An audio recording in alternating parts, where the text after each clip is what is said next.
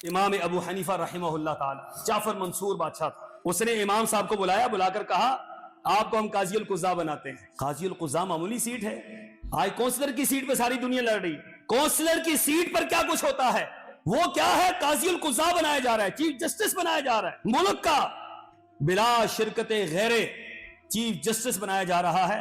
कहा कि आपको चीफ जस्टिस बनाएंगे। कहा जी मैं नहीं बन सकता, माजरत ख्वाह, आपने फैसले अपने मर्जी के करवाने हैं और हम अल्लाह ताला के यहाँ मुजरिम नहीं बन सकते। सोचिए कि आज हम छोटी छोटी नौकरियों पर ना दीन को कुर्बान करते हैं, छोटी छोटे मफादात पर दीन को कुर्बान करते हैं। चीफ जस्टिस बनाया जा रहा है, काजी उल कुज़ा बनाया जा रहा है। जाफर मंसूर खुद कह रहा है आपको चीफ जस्टिस बनाऊंगा। वो कहते हैं भाई मैं इस काबिल नहीं। तो जब उसने सुना ना बादशाह ने कि इमाम हनीफा फरमा रहे हैं कि मैं इस काबिल नहीं हूं, तो कहा आप झूठ बोलते हैं, आप इस काबिल हैं, आप झूठ बोलते हैं कि आप इस काबिल नहीं हैं। तो इमाम हनीफा ने पता क्या फरमाया, उन्होंने फरमाया कि आपने फैसला खुद ही कर लिया है, मैं झूठ बोल रहा हूं तो झूठा काजी उल कुज़ा हो सकता, झूठा काजी उल कुज़ा कैसे हो, आपने तो खुद ही फैसला फरमा दिया, तो लिहाजा मैं काजी उल कुज़ा नहीं बन सकता। आखिरी बात उसने हरबा क्या इस्तेमाल किया, उसने कहा कि जेल में जाओगे तो मरते दम तक जेल में रहोगे। तो इमाम अबू हनीफा ने क्या फरमाया, फरमाया हमें जेल मंजूर है, कैद व बंद की सऊबतें हमें मंजूर हैं, लेकिन रसूलुल्लाह के फरमान को हम नहीं छोड़ सकते। तो जेल में डाल दिया गया।